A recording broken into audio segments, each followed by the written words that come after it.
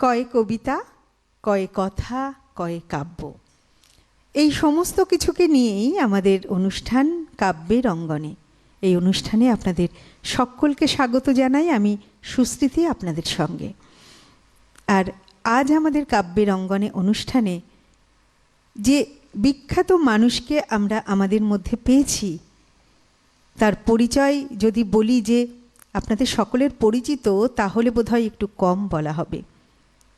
বলা যায় যে আপনাদের অনেকটাই পরিচিত এবং আপনাদের আমাদের অত্যন্ত কাছের মানুষ, অত্যন্ত প্রিয় মানুষ, অত্যন্ত শ্রদ্ধার মানুষ। বলা যায় যার কণ্ঠে, যার জিভে মা সরস্বতী বিরাজিত, যার কণ্ঠস্বর আমরা শুনতে শুনতে বড় হয়েছি রেডিও টেলিভিশনে, তাকে আমরা আজ পেয়েছি। সেই বিখ্যাত মানুষকে আমাদের মধ্যে উপস্থিত আছেন দাদা শ্রী দেবাশিস বসু। দাদা, আপনাকে অনেক অনেক স্বাগত, সেই সঙ্গে আমাদের সশ্রদ্ধ প্রণাম আপনাকে। আজ ইচ্ছে করছে একটু অন্যভাবে যেতে। আচ্ছা, যেমন আমি শুরু করছি উপগুপ্ত বন্দ্যোপাধ্যায়ের লেখা একটি কবিতা দিয়ে। উপগুপ্ত আকাশবাণীর মানুষ, ক্রীড়া ভাষ্যকার, ও পাহাড়ে চড়ে, তারপর ও বেরিয়ে পড়ে, বেড়াতে খুব ভালোবাসে, ট্রাভেলগ লেখে, খোলা মানুষ। ও লিখছে ভালোবাসা আরেকবার, ভালোবাসা আরেকবার আমার জানলায় বসো, ভালোবাসা আরেকবার আমায় কাঁদাও এবং হাসাও, ভালোবাসা আরেকবার আমার সামনে ফুটফুটে মেয়ের মতো দাঁড়াও। আজন্ম কাঙাল আমি, আজন্ম গরিব, তোমার দানের হাতে এতটুকু আলো দেখে টান টান হয়েছি সজীব। এইসব জেনে তুমি সব জানতা হয়ে বেমালুম গা ঢাকা দিলে, জানো নাকি গাছ মরে যায় রোদ্দুর সরিয়ে নিলে। আমরা সুস্মিলির কথাতে যাই। সুস্মিলি দত্ত ও কবিতা লেখে, অনুগল্প লেখে, গদ্য লেখে, উপন্যাস লেখে, মানে শ্রুতি নাটক লেখে। আচ্ছা আচ্ছা, একটা অনুগল্প শোনা যাক। হ্যাঁ, বেশ, শোনাই তাহলে। নিশ্চয়ই। পরিযায়ী। পেশায় রাজমিস্ত্রি নন্দর পা ভেঙে গেছিল গত মাসে। পুরো 6 মাস বেড রেস্ট। কিন্তু মাস দুয়েক কাটতে না কাটতেই লকডাউন। উমফুনে গ্রামের বাড়ির আর অস্তিত্ব নেই, অথচ পরিবারকে টাকা পাঠাবে কিভাবে। ভাবতে ভাবতে রোজগারের শেষ সম্বলটুকু বুকে করে নিয়ে দেশের উদ্দেশ্যেই বেরিয়ে পড়ল। মাঝ রাস্তায় অ্যাক্সিডেন্ট। আর কিছু মনে নেই নন্দর, এমনকি নামও। ছবি তুলতে আসা একটা লোক কি সব প্রশ্ন করছিল। নন্দ ওই লোকটাকে কিছু বলতে গিয়েও বলতে পারল না। গলা থেকে একটাই শব্দ অস্ফুটে শোনা যাচ্ছিল, পরিযায়ী, পরিযায়ী। গৌরীপ্রসন্ন মজুমদার, তাঁর লেখা একটি গান সমরেশ রায়ের সুরে রেকর্ড করেছিলেন হেমন্ত মুখোপাধ্যায়। কথাগুলো আমাকে বড্ড টানে, তাই আপনাদের সঙ্গে ভাগ করিনি। এমন কিছু শব্দ দিতে পারো যাতে কোনো শব্দ নেই? স্তব্ধ আমি শব্দে শব্দে ক্লান্ত, শিশির ঝরার শব্দ, পাখির পালক খসে পড়ার শব্দ, কুঁড়ি থেকে ফুলের ফোটার শব্দ, অথবা হারানো কাউকে দেখে চমকে ওঠার শব্দ, ঘুমের পায়ের শব্দ, নিস্তব্ধ দুপুরে কোনো অসহ্য ছায়ের শব্দ, মনে মনে কিছু ভাবার শব্দ, স্মৃতিতে অতীতকে ফিরে পাবার শব্দ, প্রদীপের জ্বালার শব্দ, সময়ের চলার শব্দ, সন্ধ্যার ছায়া নেমে আসার শব্দ, ভালোবেসে ভালোবাসার শব্দ। আহা, কি অসাধারণ গানের কথা, তাই না? আসলে দাদা, এই যে আমরা এটি তো গৌরীপ্রসন্ন মজুমদারের কথা, হ্যাঁ। তাই না? এই যে আমরা হারানো দিনের গান আমরা যা শুনি, অর্থাৎ স্বর্ণযুগ, সেই সময় তো আমরা পেয়েছিলাম বেশ কিছু প্রখ্যাত মানুষকে, যে কিংবদন্তি গীতিকার, যাদের সুরকার। শতবার্ষিকী চলছে, হ্যাঁ, কিংবা একেবারে গৌরীপ্রসন্ন সামনে মজুমদার, একদম গৌরীপ্রসন্ন মজুমদারের শতবার্ষিকী, হ্যাঁ, হয়ে গেছে, হয়ে গেল গত বছরে। আসলে সেই যে কিংবদন্তি মানুষগুলোকে আমরা পেয়েছিলাম, সেটি তো আমাদের বাঙালি হয়ে আমাদের বাঙালিদের কাছে একটি গর্ব। আসলে ঋণ, সব ঋণ শোধ করতে নেই, মানুষ অহংকারী হয়ে পড়ে, আর চাইলেও পারা যায় না, তাই কিছু ঋণ স্বীকার করে নিতে হয়।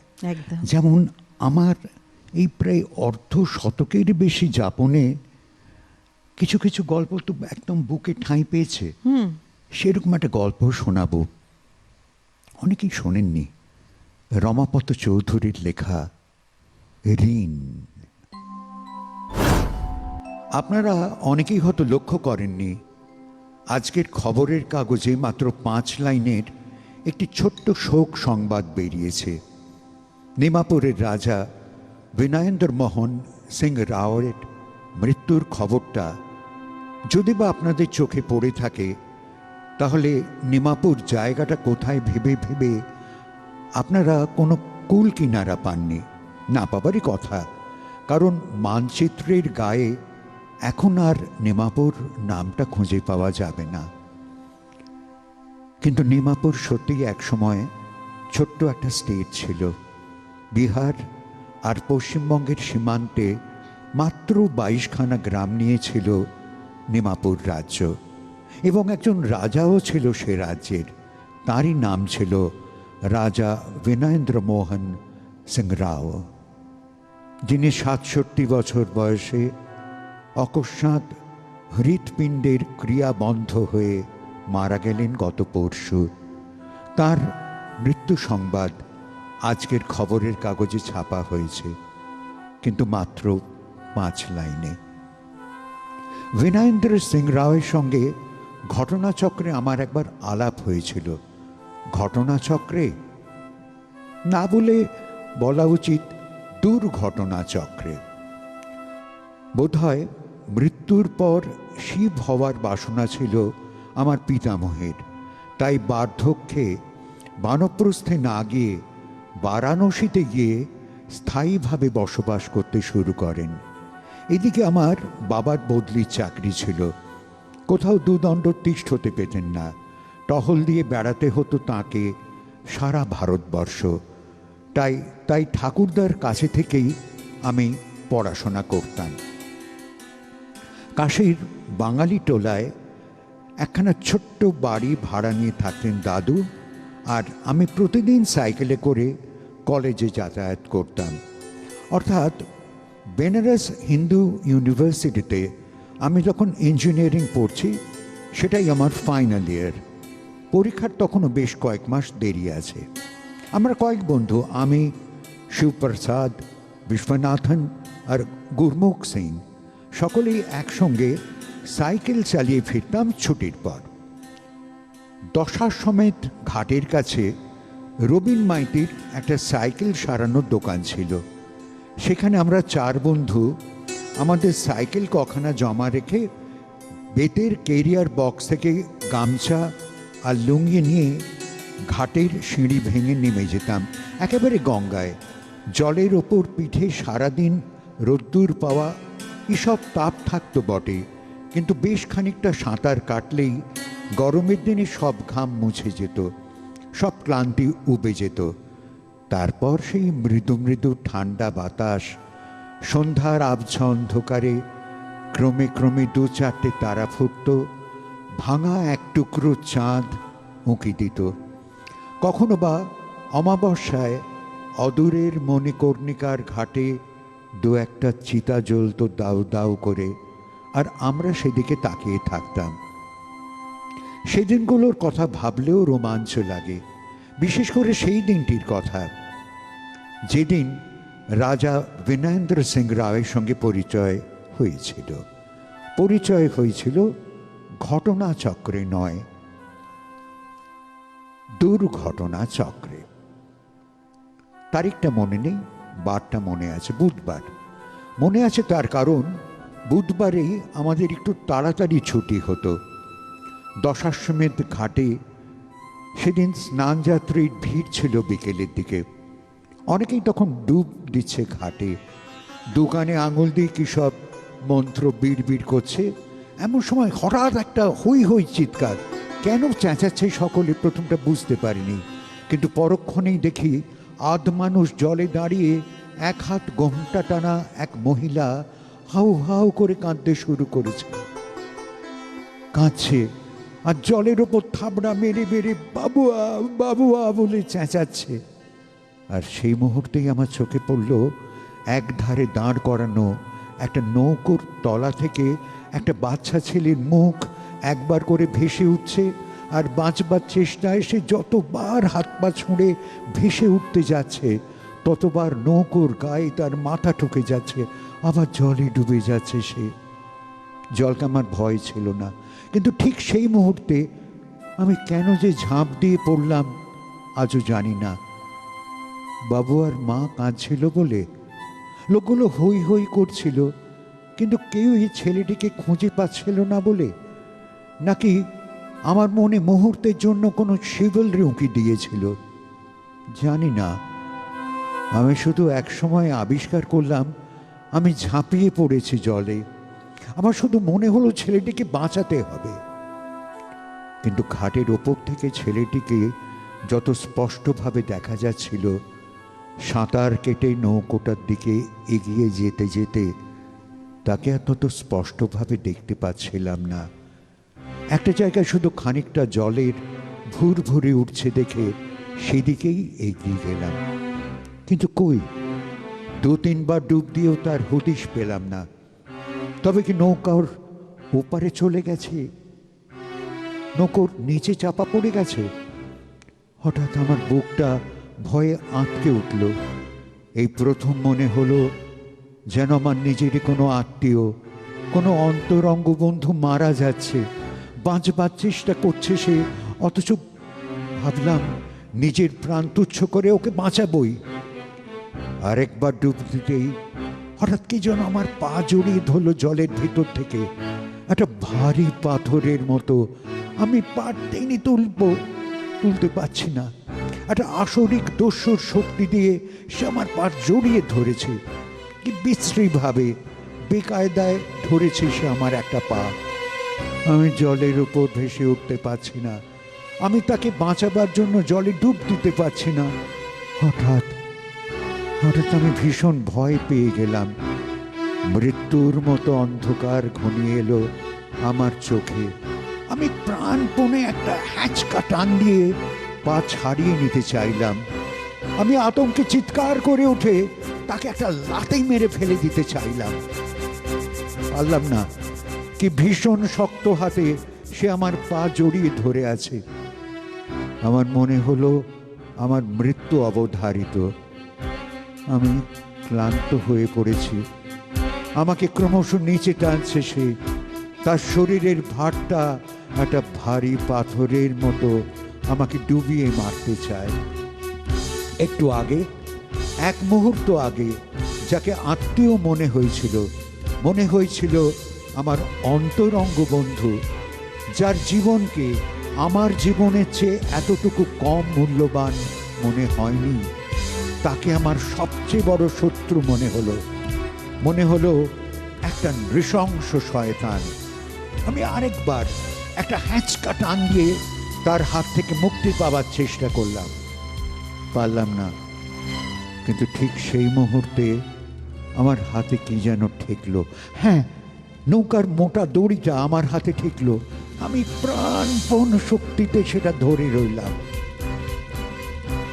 তারপর কি হলো, কি হয়েছিল আমি নিজেও জানি না। আমাকে কে নৌকায় টেনে তুলেছিল, আর ছেলেটা বাবুয়া কিভাবে আমার পা থেকে হাঁটু, হাঁটু থেকে কোমর জড়িয়ে ধরে উপরে উঠেছিল, জীবন ফিরে পেয়েছিল, সে আমি পরের মুখেই শুনেছিলাম। মাঝিরা আমাকে আর বাবুয়াকে ঘাটে নিয়ে আসার অনেকক্ষণ পরে এক হাত ঘোমটার সেই বউটি তখন বাবুয়াকে জড়িয়ে ধরে কাঁদছে হাউ হাউ করে, আর আমাকে ঘিরে আছে শিবপ্রসাদ, বিশ্বনাথন, গুরমুখ সিং। আর আমি উঠে বসতেই গলায় কুঁচের মালা, কানে সোনার মাকড়ি পরা এক প্রৌঢ় ভদ্রলোক আনন্দে হেসে উঠল। আমার হাত দুটো তার হাতের মধ্যে নিয়ে কি যেন বলতে গেল, পারল না, শুধু তার দু চোখ ছাপিয়ে জল নামল। আমি তখনও কিছুই বুঝতে পারছি না। একটু পরে কথা ফুটল ভদ্রলোকের মুখে। বললেন, তুমি আমার জীবন দিয়েছ বেটা, আমার বেটার জীবন বাঁচিয়েছ। কৃতজ্ঞতার যেন আর শেষ নেই। স্বামী স্ত্রী দুজনে মিলে কি যে বলবে, কি যে করবে, কিছুই ঠিক করতে পারছে না। তারপর একসময় প্রৌঢ় ভদ্রলোক আমার নাম ঠিকানা জেনে নিলেন আর বললেন, তুমি আমার বেটার জীবন বাঁচিয়েছ বাঙালি বাবু, তোমার জন্য আমি সব করব, যা চাইবে তুমি, যখন চাইবে। তারপর ধীরে ধীরে বলল, আমি নেমাপুরের রাজা বিনয়েন্দ্র মোহন সিং রাও আমার নাম। একটা লিফাফা দিয়ে খবর দিলে আমি হাজির হয়ে যাব। বাবুয়া আমার বেটা, তুমিও আমার বেটা, আমার বেটা। তারপর বহুকাল পার হয়ে গেছে। পরপর দুবার পরীক্ষায় ফেল করে কবে থেকে যেন সমাজসেবী হয়ে উঠেছিলাম। সমাজের সেবা করব, সমাজের উপকার করব, এমনি সব মহৎ আদর্শের পিছনে উৎসর্গ করলাম নিজেকে। কিন্তু কে জানে, হয়তো বন্ধুদের অনেকেই এ পথে সাড়া দিয়েছিল বলে, কিংবা হ্যাঁ, আমার মনের গোপনে কোথাও একটা আত্মধিক্কার জমেছিল। হ্যাঁ, বিনয়েন্দ্র সিং রাওয়ের সেদিনকার সেই সজল চোখ আর কৃতজ্ঞতার উচ্ছ্বাস বোধহয় বারবার মনে পড়িয়ে দিত আমি কত স্বার্থপর, কত মিথ্যা গৌরবের অধিকারী। কিন্তু না, বিনয়েন্দ্র মোহনকে ভুলতে পারলাম না। তখন আমরা নেচে উঠেছি একটা হাসপাতাল প্রতিষ্ঠা করতে হবে। চাঁদার খাতা নিয়ে ঘুরছি দিকে দিকে। হঠাৎ একদিন মনে হলো, নিমাপড়ার সেই রাজাকে একটা চিঠি লিখলে কেমন হয়।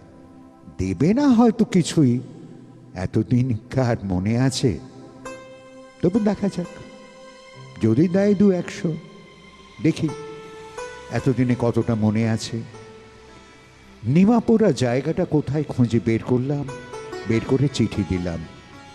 নিজের পরিচয় দিয়ে লিখলাম, প্রতিশ্রুতি দিয়েছিলেন কোনোদিন প্রয়োজন হলে সাহায্য করবেন, তাই লিখছি। আমি কল্পনা করিনি হাসপাতাল কমিটির নামে 5,000 টাকার একখানা চেক এলো এবং একখানা চিঠি। বাবু, আরো কত লাগবে জানাবেন। হাসপাতাল থেকে স্কুল, স্কুল থেকে কলেজ, যখন যে খাতেই টাকার দরকার হয়েছে চিঠি লিখেছি, আর সঙ্গে সঙ্গে টাকা পাঠিয়ে দিয়েছেন বিনয়েন্দ্র মোহন। আর তা দেখে আমার লোভ বেড়ে গেছে, কিংবা অহংকার। শুধু নিজের কাজেই নয়, যেখানে যখন কেউ টাকার অভাবে পড়েছে কিংবা চাঁদা চেয়েছে, বিনয়েন্দ্র মোহনের নামে চিঠি দিয়েছি, তাকে যেন সাহায্য করা হয়। আর কে আশ্চর্য, কেউ বিফল হয়নি। তবে প্রথম প্রথম যেমন দরাজ হাতে দান করেছেন তিনি, শেষের দিকে যেন তেমন মুক্ত হস্ত ছিলেন না, কিছু না কিছু সাহায্য করেছেন। আমার নিজেরও কেমন যেন একটা অধিকার দাঁড়িয়ে গেছিল, যেন বীণেন্দ্র মোহনকে দেশের সেবায় টাকা খরচ করতে দিয়ে আমি তাকে কৃতার্থ করছি। কোনো হিন্দি কবি তার কবিতার বই বের করতে পারছেন না, লিখে দাও বীণেন্দ্র মোহনকে। কোনো রাজনৈতিক নেতার মৃত্যুতে তার পরিবারবর্গ দুস্থ হয়ে পড়েছে, বীণেন্দ্র মোহন থাকতে দুশ্চিন্তা কিসের? ভাবতাম তার ছেলের জীবন বাঁচিয়েছি, টাকায় কি তার শোধ হয়? তাই প্রথমটা আশ্চর্য হয়েছিলাম। কাশীর এক বিখ্যাত ওস্তাদ গাইয়ের ক্যান্সার হলো, চিকিৎসার জন্য টাকা দরকার। চিঠি দিলাম বীণেন্দ্র মোহনকে, কিন্তু চিঠির উত্তরটুকুও এলো না। টাকা তো দূরের কথা, ভাবলাম চিঠি পাননি, তাই আবার চিঠি দিলাম, কিন্তু এবারও উত্তর এলো না। মনে মনে রেগে গেলাম। সকলেই ভেবেছিল আমি চিঠি দিলেই টাকা আসবে। তাদের কাছে আমার সম্মানকে মাটিতে মিশিয়ে দিল অকৃতজ্ঞ লোকটা। হ্যাঁ, অকৃতজ্ঞই মনে হলো বীণেন্দ্র মোহনকে।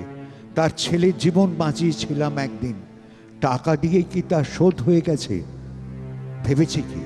ভেবেছে কি নিমাপুরার রাজা? মাত্র 22খানা গ্রাম নিয়ে তো রাজত্ব, শুনেছিলাম অনেক আগেই, তাই নিজেদের মধ্যে হাসি ঠাট্টাও করলাম। কিন্তু রাগ গেল না মন থেকে। বেশ চটে গিয়েছিলাম বলেই আর কোনো চিঠি দেইনি। কয়েক মাস পরের কথা, ইলেকশনের কাজে মুজফ্ফরপুর যাচ্ছি। মাঝপথের একটা ছোট্ট স্টেশনে ট্রেন থামতেই চমকে গেলাম। এই তো সেই নিমাপুরা। নেমে পড়লাম ট্রেন থেকে। রাজার নাম বলতে কলিটা কেমন বোকার মতো তাকিয়ে রইল মুখের দিকে। তারপর আঙুল বাড়িয়ে দেখিয়ে দিল রাস্তাটা। অনেক খোঁজাখুঁজি করে এসে পৌঁছলাম যে বাড়িটার, সেটাকে কোনো ক্রমে রাজবাড়ি বলা চলে না। মান্ধাতা আমলের জীর্ণ পোড়ো বাড়ি, আধখানা ধসে গেছে। খান্ডুই ঘর তখনও টিকে আছে কোনো প্রকারে। ডাকাডাকির পর এক বৃদ্ধ বেরিয়ে এলেন, হাড় বের করা শীর্ণ চেহারা, মাথার সব চুল সাদা, সারা গায়ে শিরাগুলো ফুলে ফুলে উঠেছে। ঠুক ঠুক করে এসে বললেন, রাজা নয় বাবু, আমি ফকির বীণেন্দ্র মোহন। আমি আমার নাম বললাম। ছানি পড়া চোখে ঠিক ঠাউর করতে পারল না বুড়ো, কিন্তু পুরনো দিনের পরিচয় দিতেই লাঠিটা ফেলে দিয়ে বুকে জড়িয়ে ধরল আমাকে। হাও হাও করে কেঁদে উঠল, বললে, বেটা, আমার বেটা। বললাম, কোথায় কোথায় আপনার বেটা? বাবু কই? কত বড় হয়েছে সে? উত্তর নেই। ছানি পড়া সজল চোখে আমার দিকে তাকিয়ে থেকে দীর্ঘশ্বাস ফেলল বুড়ো। বললে, বাবুয়া, আপনি তার জীবন বাঁচালে কি হবে বাবুজি? বেনারস থেকে আসার 2 মাস বাদেই তো ভগবান তাকে ছিনিয়ে নিয়েছিল। স্তম্ভিত হয়ে গেলাম। বাবুয়া মারা গেছে, কাশি থেকে ফিরেই মারা গিয়েছিল। কি আশ্চর্য!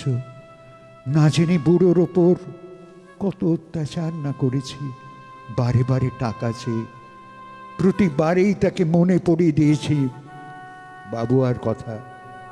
আর আর বাবুয়া মারা গেছে, তবু তার জীবন বাঁচানোর কৃতজ্ঞতার ঋণ সারা জীবন ধরে শোধ করে গেছে নিমাপুরের রাজা বীণেন্দ্র মোহন সিং রাও, যার মৃত্যু সংবাদ বেরিয়েছে আজকের খবরের কাগজে, তাও মাত্র 5 লাইনে। আর তাই তাকে নিয়ে এই গল্প লিখলাম, কিন্তু এত সহজেই তার ঋণ শোধ করা যাবে? কি অসাধারণ দাদা, মানে একেবারে বিভোর হয়ে শুনছিলাম, রোমহর্ষক একটি ঘটনা। মানে এইভাবেই বোধহয় কবি সাহিত্যিকরা তাদের সৃষ্টিকে আমাদের মধ্যে রেখে যান। তারা অবশ্যই ঋণী থাকেন জীবনের কাছে, আর আমাদের ঋণ আজীবন থেকে যায় তাদের কাছে। একদমই তাই, এইভাবেই। একদম। আর সেই ঋণ স্বীকার করবার দায় অবশ্যই আমাদের রয়েছে। অবশ্যই, তাই তো এই অঙ্গন। তাই তো আমাদের এই কাব্যের অঙ্গন। হয়তো ভুলবো না আজকের অনুষ্ঠান, যেমন ভুলবো না তেমনভাবে আমরা এটিও আশা রাখব আবার দাদা আমাদের এখানে আসবেন, এই রকম উপস্থাপন আমাদেরকে শোনাবেন, এবং আপনার এই রকম অনুপ্রেরণামূলক কথা আমরা গ্রহণ করব এবং আমরা সমৃদ্ধ হব। অনেক ধন্যবাদ দাদা, খুব ভালো থাকবেন। আজকে আমাদের সময় শেষ হয়ে গেছে, আপনি খুব ভালো থাকবেন। আমরা শেষ করব আমাদের অনুষ্ঠান। তার আগে দর্শক বন্ধু আপনাদের জানাই যে আমাদের এই যে কাব্যের অঙ্গনে অনুষ্ঠান, এই অনুষ্ঠান সম্পূর্ণভাবে আপনাদের ভালো লাগার অনুষ্ঠান, আপনাদের ভালোবাসার অনুষ্ঠান। তাই আপনারা যারা এই অনুষ্ঠানে অংশগ্রহণ করতে চাইছেন তারা টেলিভিশন স্ক্রিনে যে নাম্বারটি যাচ্ছে যোগাযোগ করার নাম্বার, সেই নাম্বারে ফোন করুন। এখানে অডিশন দিয়ে নির্বাচিত হতে পারলে আপনারাও কিন্তু আমাদের কাব্যের অঙ্গনে অনুষ্ঠানে অংশগ্রহণ করতে পারবেন। তাই আর দেরি না করে অবশ্যই যোগাযোগ করার নাম্বারে ফোন করুন। দর্শক বন্ধু আপনারা অনেক ভালো থাকবেন, সুস্থ থাকবেন, অবশ্যই কবিতার সঙ্গে থাকবেন। এবং দেবাশিস দাকে আবারও অনেক ধন্যবাদ দাদা, খুব ভালো থাকবেন, সুস্থ থাকবেন।